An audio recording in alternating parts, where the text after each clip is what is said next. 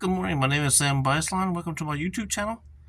This morning we're working on a 580K built back in 1991, and we had our full drive shaft getting a little noisy, so we figured it's time to go ahead and put some new universal joints in the drive shaft that goes from transaxle right here, bolts up to the whole way down through the cage down to the front pinion, which is right here.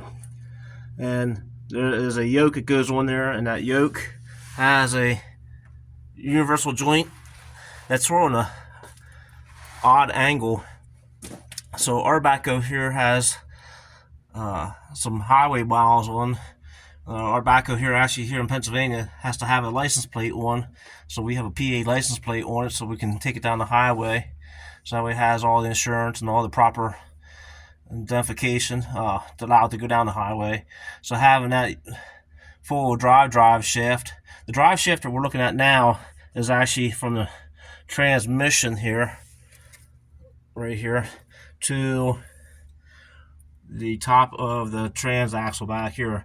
And this drive shaft here, everybody seems to forget that there is universals and to grease it.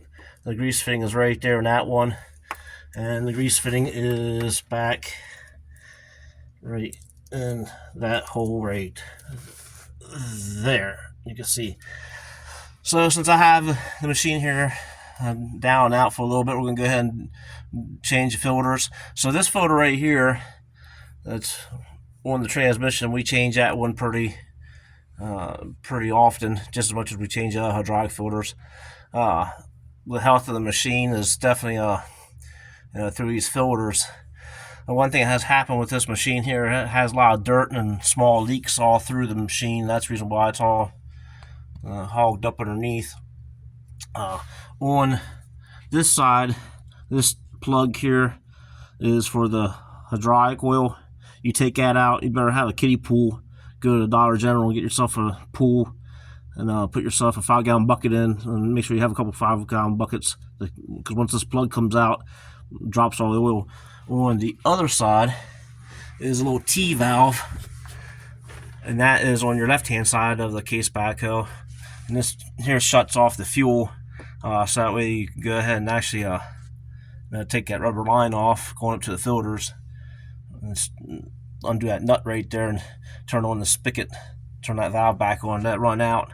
Sometimes you actually might get a little piece of dirt in this valve right here and wonder why the machine don't start up and run.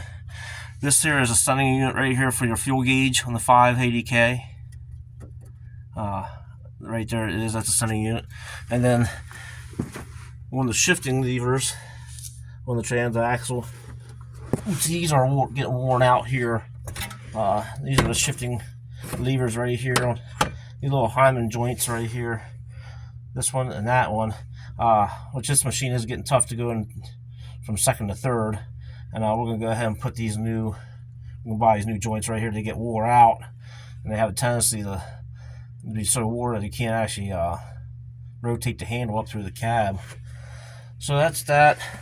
So like I said, we'll go ahead and get this filter changed here pretty direct. Now we have the drive shaft at the machine shop, getting the universals put in correctly. I just hate doing them here in the shop without pressing them in. I hate beating on sockets and trying to get them to fit. Not when you just take it to the machine shop and press them in, press them out, and then we'll get this full drive shaft back on. Okay, I appreciate everybody watching, and we'll see you on the next go around. Thank you.